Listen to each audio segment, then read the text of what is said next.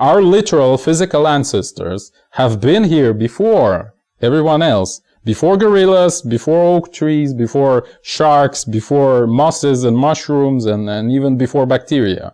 Like, why? Well, because we have much more time condensed into us.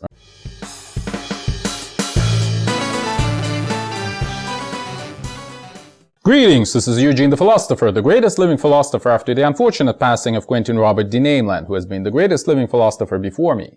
So in this video I want to talk about frequent sentiment about the, let's say, longevity, or about certain species being older than other species, let's put it this way. And this video actually has kind of two parts. The first part is like more esoteric / philosophical, but I'll need it to kind of justify my argument, which I'll make in the second part. So let's go. Let's go with the first part, which again is gonna be slightly like autistic, you know, slightly theoretical, but hopefully we'll get through it and you will get my point along the way, all right? So, I've been thinking about complexity, you know, and specifically I thought about complexity or structure, if you wish. Maybe structure would be a better way to understand my point at the very least. So structure is condensed time, okay? I told you it's going to be slightly esoteric. And structural complexity or somatic complexity, where somatic means bodily, basically, okay? It's a Greek root. So somatic complexity or structural complexity is kind of like the sediment of behavioral complexity. Remember what we talked about in the video on dangers of games and films, or whatever I called it, the recent one, where I said that basically you are a footprint of what you do, essentially, right? You are the remnant of your behavior. So this is exactly the same thing, but kind of in a more general biological / philosophical kind of way, if you wish. So new behavior kind of requires a new body in the next generation. So previous generations have been doing something, and next generations are doing this easier because their body is already adapted to this, because previous generations have been doing this behavior. So it kind of solidified and kind of creeped into the next generations. Hopefully you can get what I'm talking about, all right? So in one of my old aphorisms that I wrote when I was like 18 or something reads as, body is the manifestation of intent, okay? And it's kind of on the same rails. So body is kind of like a dormant correlate of behavior, right? Something like this. It's kind of like a Chekhov's gun in reverse. And what I mean by that, like usually people talk about the Chekhov's gun is that, well, the gun is hanging on the wall because it has to shoot sometime later in the piece, right? Whereas here, I'm talking about that the Chekhov's gun, meaning our body essentially, is there because it has fired previously, if that makes any sense, right? The need for the gun leads for the appearance of the gun. So previous generations have needed the gun, and therefore now we, the next generation, have it, right? Kind of this type of idea. I remember how Sherlock Holmes actually guessed the behavior of people by looking at these solidified, again, somatized traces that their behavior kind of left, right? Like your watch is slightly like, you know, damaged somewhere because you keep like doing something with it, etc., etc., etc., right? So yeah, so I'll call this process somatization, even though usually it means like physical manifestation of some psychological effects, like if you're afraid, like you start shivering and shaking, etc. But I'll call it like somatization. I'll call that like when behavior attains physical form, bodily form specifically, right? When what you do actually becomes who you are, you know, physically. So yeah, this is what I would call somatization. So it's essentially imprinting of behaviors into a physical bodily form. And I promise you that we're getting somewhere with this, okay? So yeah. So, and also remember how like, I've actually quoted this, sentiment a couple of times of Michael Claridge, who says that the universe should have a function. Like he says, when I look at a galaxy and its structure, I'm asking myself, that's Claridge's words, like, what is the function of this, right? And my kind of reaction to this was, well, in order to have a function, you need to have a will first, right? Will determines function. So if you have this organ, I'm kind of returning to my narrative in this video, it has to do something. That's kind of the translation of Claridge's ideas onto the framework of this video. But my take on this would be kind of the reverse. Like, you've been doing something, and that's how you develop this organ, right? So it's not like you've been given the organ to do something. No, you did something, and because of this, you developed this organ, right? To do this faster and in a more efficient way, essentially.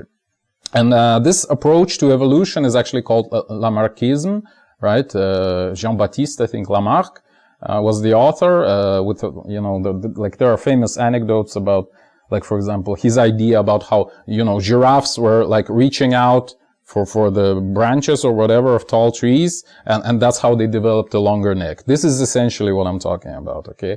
Whereas, I mean, today, more popular is the Darwinian approach, where you say, okay, the changes in organisms are actually random. It's just that the giraffes, whose necks were already randomly a little bit longer, they survived, right? So it's a random mutation plus natural selection, right? So this is Darwinism. But I'm more on a Lamarckist rails, at least for the sake of this discussion here.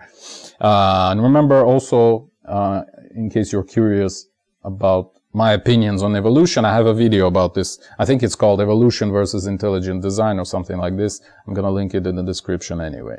So, yeah, we're getting closer to my main point.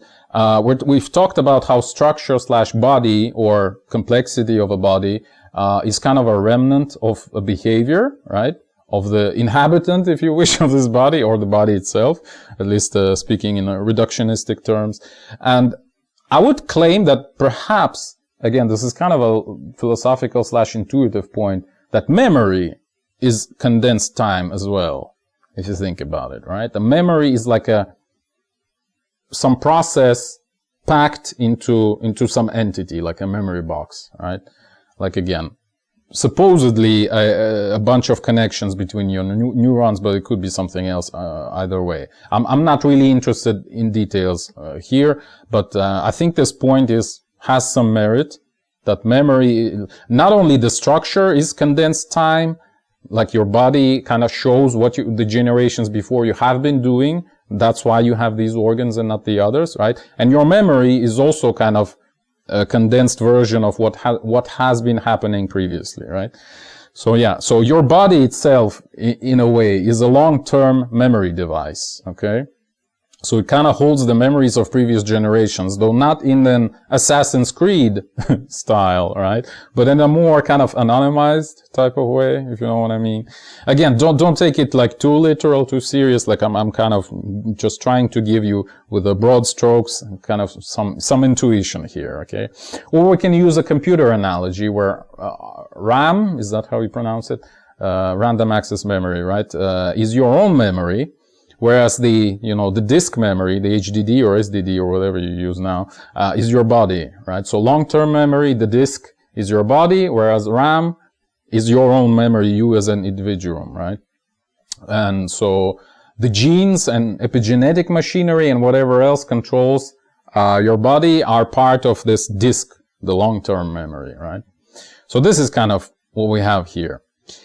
We can also think about how technology works, because I would argue that any technology also optimizes time, in the sense that, well, it literally does nothing else, if you think about it. Like, it's the kind of the externalization of the same process of evolution that I've just described in Lamarckian terms, right?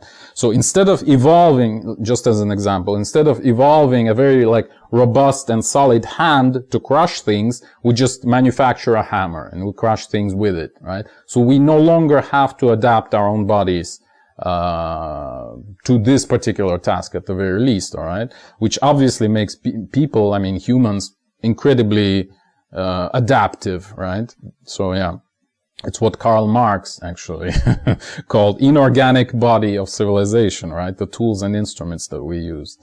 I'm not very proud of quoting Marx here, but he had the point, at least in this respect, right?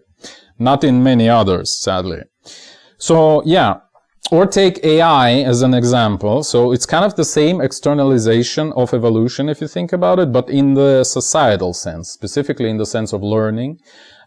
where the difference between AI and like normal I is that AI has incomparably bigger time resource. So a human could actually do everything that AI can, but it may take a few million years, you know.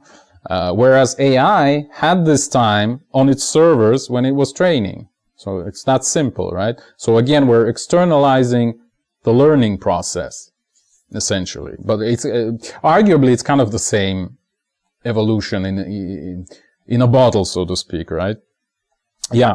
So anyway, finally, we're getting to the second part. All these examples, in all of these examples I gave you, you kind of see the condensation of time, if you wish, right? The physical result of many generations of evolution is memorized and then solidified in the body, okay? And now, as a start, as a preface, as a disclaimer, if you wish, for the second part of this video where I introduce my main point, I want to make a brief note that I know that what I'm saying is very naive, but it's by design, just because I don't really care, roughly speaking. So a very simplistic model of biosphere of Earth we're going to use is that we have bacteria as the simplest life form, and that doesn't live very long, and humans as the pinnacle, like the most advanced, the most complex life form. Okay, I know that's probably not the case. I mean, at least that depends on the metric you use. And there are even simpler organisms than bacteria. I don't care. Okay, for the sake of this discussion, let's just agree that bacteria are the simplest and humans are the most complex. Okay, that wouldn't actually take a whole lot from my argument. So yeah, with all these caveats out of the way, let's take a look at humans and bacteria specifically. I'll probably call this video something like humans are older than bacteria, we are older than bacteria. And this is kind of the main point I'm trying to get here. So humans are much more informationally dense, okay, than pretty much any other organism. Again, remember my caveat. So remembering what we talked about previously, like about somatization, about condensation of memory in time and blah, blah, blah. So humans must have much more memory or information stored in them, right? And much more time condensed into them. You see where this is going? So the funniest part here, actually, that's a slight digression, is that bacteria and humans actually coexist, right? So just like with evolution, you can make an argument for evolution, but then there's a question, well, why are the simpler organisms still here, right? If evolution is acting. Just like this, since they coexist, you can reverse the picture and say we have de-evolution, you know. You can make an equally powerful argument for this, you know. Are we not men? We are Devo, right? However, I prefer the other view of this. It's like a tree, you know, like there is like a trunk that would be like the bacteria. Again, remember the caveats. And then from it, like you've probably seen this picture, like from it, different branches stem along the way, but bacteria are still there all the way through, okay? So I would prefer this picture.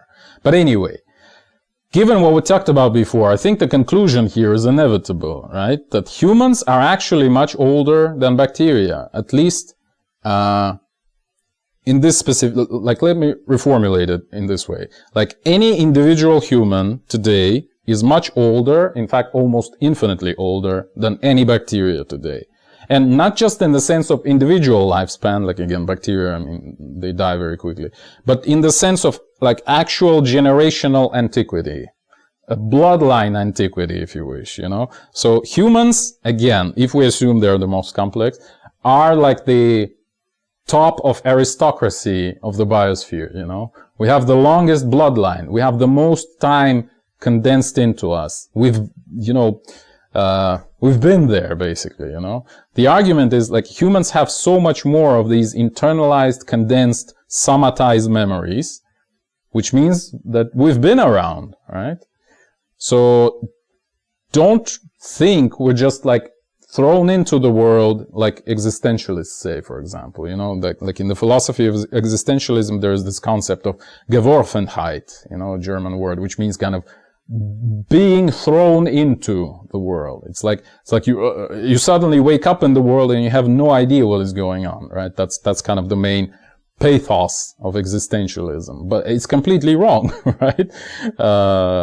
Given what we just discussed. Everything is exactly the reverse, in fact. Like, our literal physical ancestors have been here before everyone else, before gorillas, before oak trees, before sharks, before mosses and mushrooms, and even before bacteria. Like, why? Well, because we have much more time condensed into us, right? So yeah, that's kind of the direct evidence that this is the case. So as far as we're more complex than they are, we're also older than they are, right? And I kind of remember this, not a phrase, like this part of Thus Spake Zarathustra, like, the wildest and most courageous animals hath he envied and robbed of all their virtues. I mean, we're talking about man specifically, right?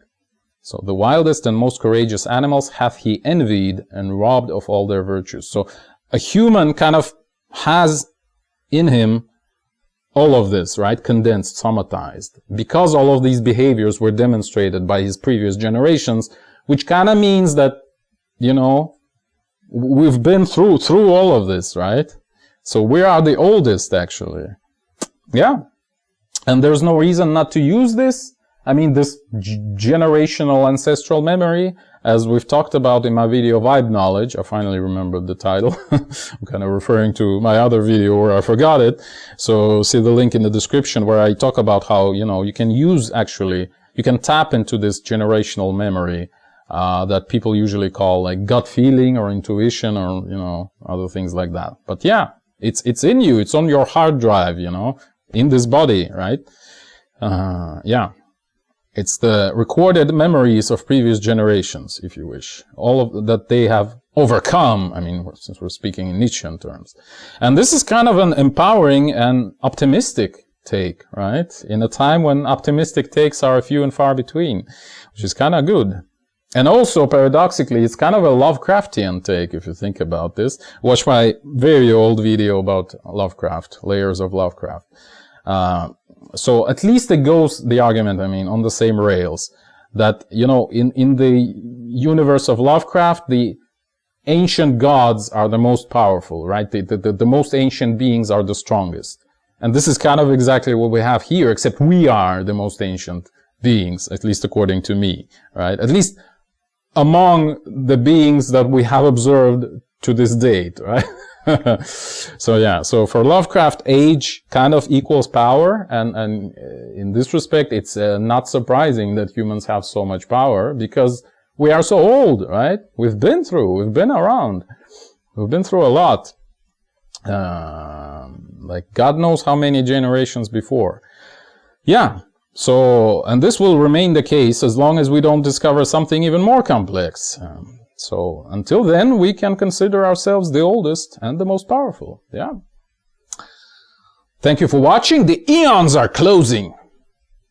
If you wish to support me, please consider joining my Patreon. That is patreon.com/philosopher. See the link in the description. Or if you have a scientific theory of your own and you'd like my help in developing it, please join my alternative science coaching program, also available through Patreon.